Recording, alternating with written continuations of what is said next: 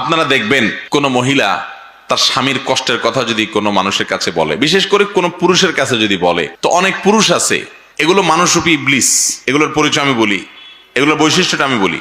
এগুলো আছে মহিলাকে বলবে, হয়তো পর্দা করে না, বেপর্দা, মহিলাকে বলবে, ভাবি আপনার মতো সুন্দরী মহিলা এই লোকটার সাথে আসলে মানায় না, আপনার বাপ মা যে কি বুঝে তার সাথে বিয়ে দিল, আহারে আপনার জীবনটা শেষ হয়ে গেল। এটা হলো সাক্ষাৎ ইবলিস। যদি ইবলিস দেখতে চান ওই লোকের দিকে তাকাবেন।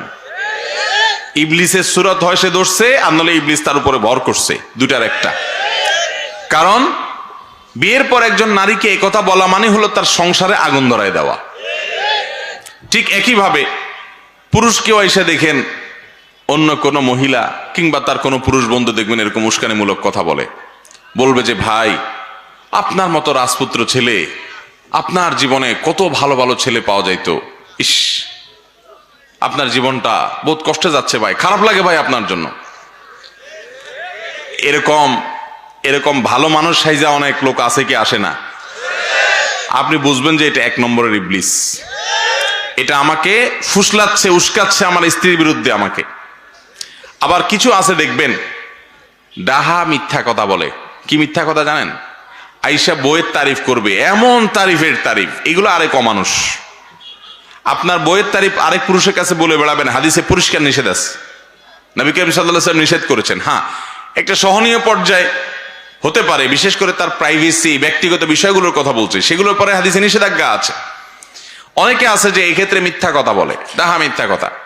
যা দেখেন বাসায় বউর সাথে সারাদিন চুলাচুলি চলে, হাতাহাতি চলে, ইউক্রেন রাশিয়ার যুদ্ধ চলে, কিন্তু অফিসে আইসা কলিগের সাথে, সহকর্মীর সাথে গাল গল্প দেয়, জানোস না দোস্ত আমার বউটা, আরে বাপরে বাপ আমার যা কেয়ার করে। ডাহা মিথ্যা কথা।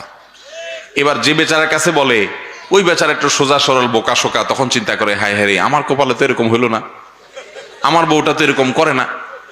আবার ওই মহিলার কাছে দেখবেন কিছু মহিলা আছে, ইবলিস মার্কা মহিলা, আইসে মহিলাকে ফুসলাবে, বলবে কি জানেন, আরে আমার স্বামীটা কোনোদিন খালি হাতে আসে না, আমি নিষেধ করি তবু আমার খাওয়াইতে খাওয়াইতে শেষ, আমার বাপের বাড়িতে যাইতে 3 হাত ভরে নিয়ে যায়, হাত আছে 2টা, 3 হাত ভরে নিয়ে যায়।